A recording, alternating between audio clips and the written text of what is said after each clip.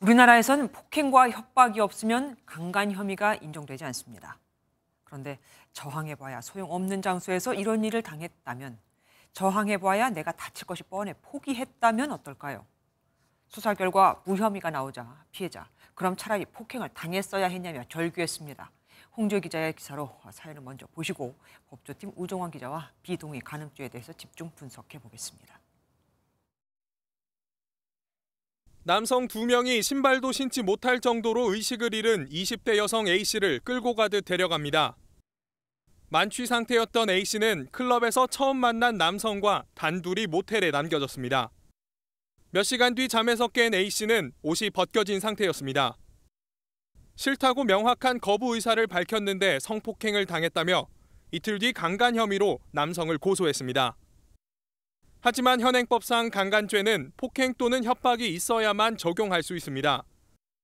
검찰은 사건 직후 바로 도움을 요청하지 않은 점 등으로 미뤄 폭행이나 협박은 없었다며 강간이 아닌 것으로 봤고, 일부 적용된 혐의도 대법원에서 무죄가 확정됐습니다.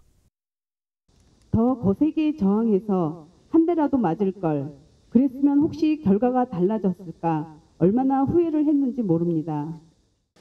지난해 이루어진 성폭력 상담은 4,700건이 넘었는데 피해자가 폭행이나 협박을 당한 경우는 20% 정도밖에 되지 않았습니다.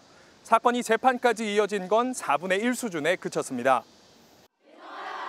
이 때문에 여성단체와 일부 정치권을 중심으로 동의 여부를 강간의 기준으로 바꿔야 한다는 이른바 비동의 간음죄에 대한 목소리가 높아지고 있습니다.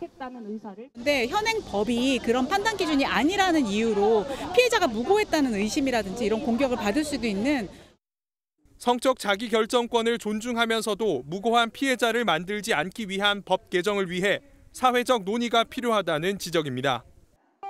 MBN 뉴스 홍지호입니다. 안녕하세요. 김주하입니다. 공정하고 신속한 MBN 뉴스, 유튜브를 통해서도 만나보실 수 있습니다. 특히 더 많은 뉴스와 라이브를 보고 싶으시다면 오른쪽을 눌러서 구독하시면 됩니다. 어렵지 않죠?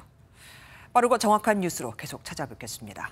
MBN 뉴스를 시청해주신 여러분 고맙습니다.